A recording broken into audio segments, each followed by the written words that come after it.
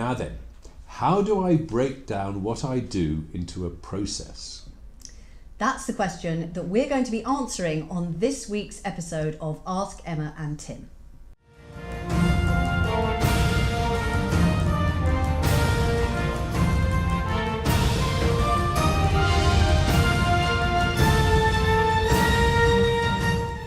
So why is it important to break down what you do into a process?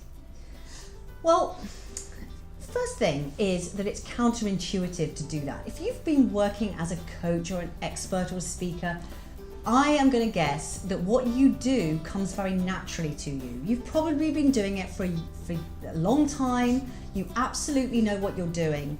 And the last thing you need to do is to be thinking, well, here's the first step I take, here's the second step I take, here's the third step. Because actually, probably what you do more often is work in the moment.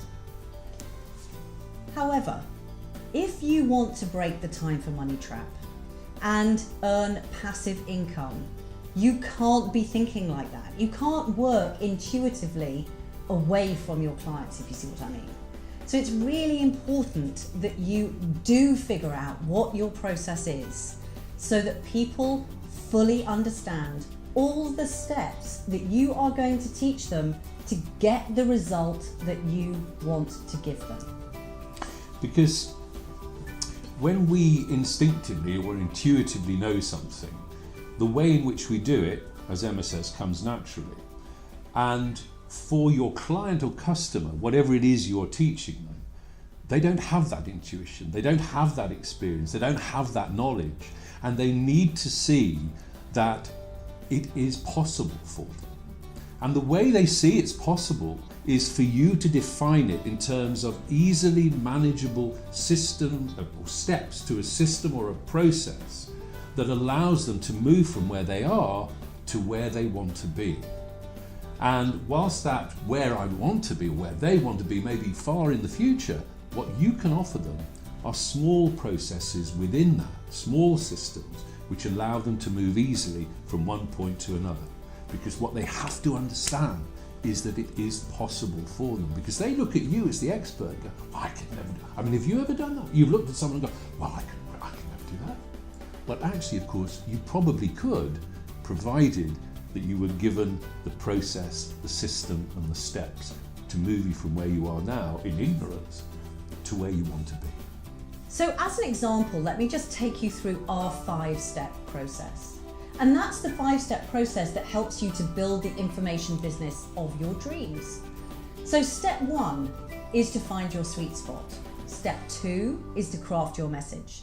Step 3 is to create your information products. Step 4, grow your income. Step 5, play a bigger game. Now you'll also see that each of those 5 steps has multiple steps within it. And what else is interesting, and you will find this too, is that people aren't necessarily attracted to you because they're at step 1. Most people come to us because they want help creating their information products. And that is our step 3. So the point is that all your customers will take what they need from your process. And that makes it even more important that you map it out so that people can see what steps there are to take to get what they want. They can see what they're missing. They can see what they really need to get. So the next question is, how on earth do you map out your process?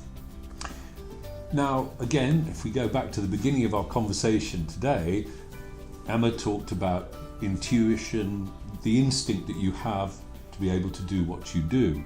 And quite often we find that for the individual concerned, and this may be true for you, it's actually quite difficult to map out what you do because you just do it. You know, whenever you talk to someone who's really good at doing something, you say, how do you do that? And they go, well, I know, I just do it. So one strategy that we've used very effectively with people with whom we work, and please take it if it's of value to you, is to get someone who knows nothing about what you do to ask you how you do what you do, and to be really rigorous in their questioning with you, so that they'll say, well, how do you do this? How do you start? And you say, well, I start, I do this. And then the next question is, and what do you do next? So they help you in your thinking to break things down into those small chunks of activity that we talked about a little earlier. By the end of that conversation, you will have, to some extent, your process mapped out. So if you have any questions about your process, please post them underneath. And thank you for listening, and we will see you next time. If you're ready to break the time for money trap, visit www.ipacademy.co.uk and sign up for a month's free membership of our Information Product Academy. And when you do, you'll get immediate access to all the recordings and transcripts from our recent masterclass series, where we interviewed 10 internationally famous information experts who shared their best content with us.